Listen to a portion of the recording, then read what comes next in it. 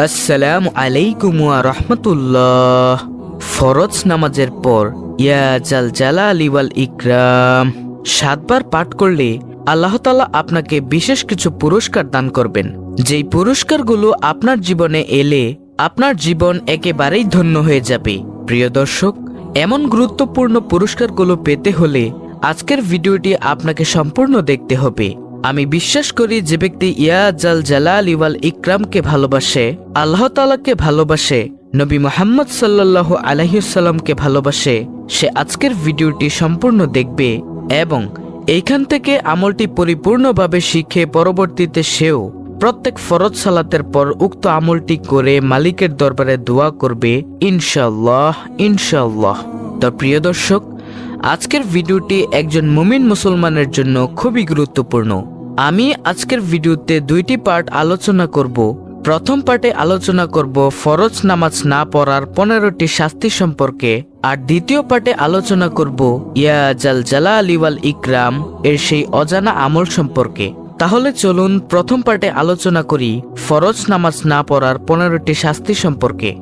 হাসরের মাঠে নামাজের মাধ্যমেই হিসাব নিকাশ শুরু হবে। যার নামাজ সঠিক হবে তার অন্যান্য আমলও সঠিক বলে বিবেচিত হবে, আর যার নামাজ অসুন্দর হবে তার অন্যান্য আমলও অসুন্দর বলে গণ্য হবে। তাই প্রত্যেক মুসলমানের উচিত গুরুত্ব সহকারে নামাজ আদায়ে সচেষ্ট থাকা।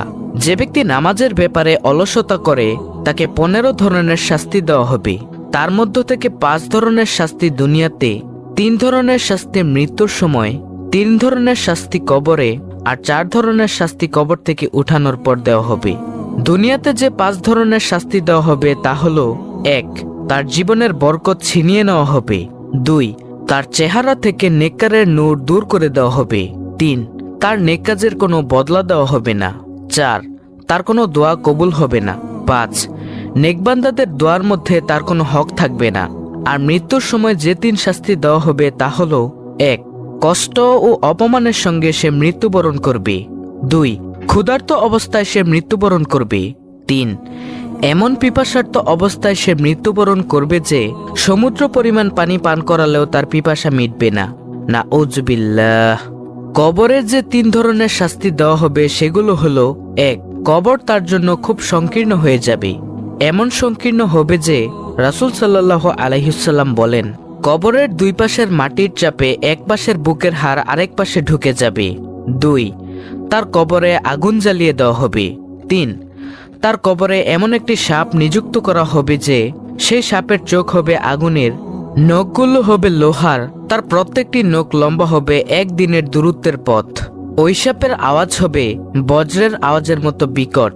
সাপ ওই বেনামাজিকে বলতে থাকবে, আমাকে আমার রব তোমার জন্য নিযুক্ত করেছেন যাতে ফরজ নামাজ নষ্ট করার কারণে তোমাকে আমি দংশন করি। ফজরের নামাজ নষ্ট করার কারণে সূর্যোদয় পর্যন্ত দংশন করতে থাকি, আর জোহরের নামাজ নষ্ট করার কারণে আসর পর্যন্ত দংশন করতে থাকি। আসরের নামাজ নষ্ট করার কারণে মাগরিব পর্যন্ত দংশন করতে থাকি, আর মাগরিবের নামাজ নষ্ট করার কারণে এশা পর্যন্ত, আর এশার নামাজ নষ্ট করার কারণে ফজর পর্যন্ত দংশন করতে থাকি। নাউজুবিল্লাহ। এই সাপ দংশন করার সঙ্গে সঙ্গে সে 70 হাত মাটির নিচে ঢুকে যাবে, উঠিয়ে তাকে আবার দংশন করতে থাকবে। এইভাবে কিয়ামত পর্যন্ত তাকে আযাব দিতে থাকবে। আল্লাহ তাআলা আমাদেরকে রক্ষা করুক, আমিন। কবর থেকে উঠানোর পর বেনামাজিকে যে 4 ধরনের আযাব দেওয়া হবে: 1. তার হিসাব খুব কঠিনভাবে নেওয়া হবে। 2. আল্লাহ তাআলা তার উপর অসন্তুষ্ট হয়ে থাকবেন। 3. তাকে জাহান্নামে দেওয়া হবে। আর 4. তার চেহারায় 3টি লাইন লেখা থাকবে। 1 নম্বর লাইন হলো, হে আল্লাহর হক নষ্টকারী। 2 নম্বর লাইন, হে আল্লাহর গোসায় পতিত ব্যক্তি।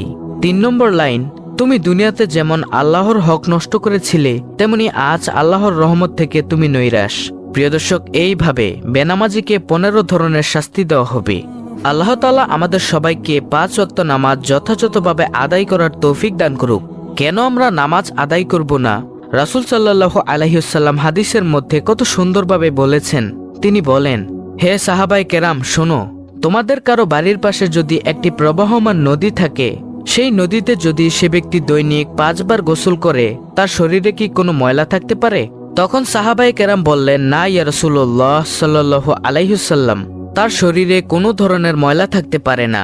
সে ব্যক্তি একেবারে পরিষ্কার পরিচ্ছন্ন হয়ে যায়। তখন নবী সাল্লাল্লাহু আলাইহি ওয়াসাল্লাম বলেন, হে সাহাবায়ে কেরাম শোনো, কোনো ব্যক্তি যদি 5 বার অজু করে সুন্দরভাবে অজু করে 5 ওয়াক্ত নামাজ সুন্দরভাবে আদায় করে, তার শরীরেও কোনো গুনাহের ময়লা থাকতে পারে না।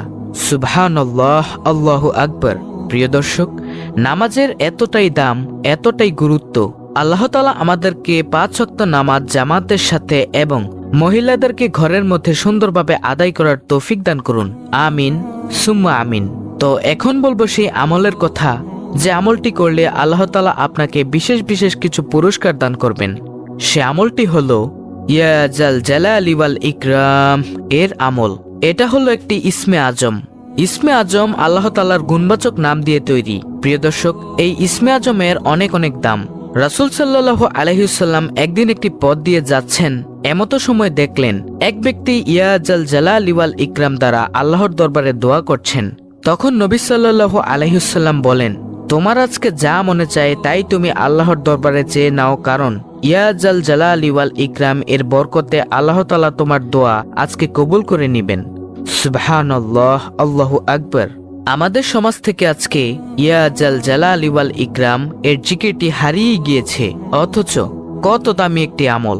আমরা যখনই মোনাজাত ধরব, মোনাজাতের মধ্যে ইয়া জাল জালালি ওয়াল ইকরাম এটা বলে আল্লাহর দরবারে কিছু চাইব, ইনশাআল্লাহ ইয়া জাল জালালি ওয়াল ইকরাম এর উসিলায় মহান রব্বুল আলামিন কিছু না কিছু অবশ্যই দান করবেন ইনশাআল্লাহ। তো প্রিয় দর্শক, আমলটি করার জন্য আপনাকে প্রত্যেক ফরজ সালাতের পর ইয়া জাল জালালি ওয়াল ইকরাম এর জিকির করতে হবে এবং ইয়া জাল জালালি ওয়াল ইকরাম এর জিকির করে মহান মালিকের দরবারে আপনার যা চাইবেন, এক কথায় আপনি যা চাইবেন তাই আল্লাহ তাআলা আপনাকে দান করবেন।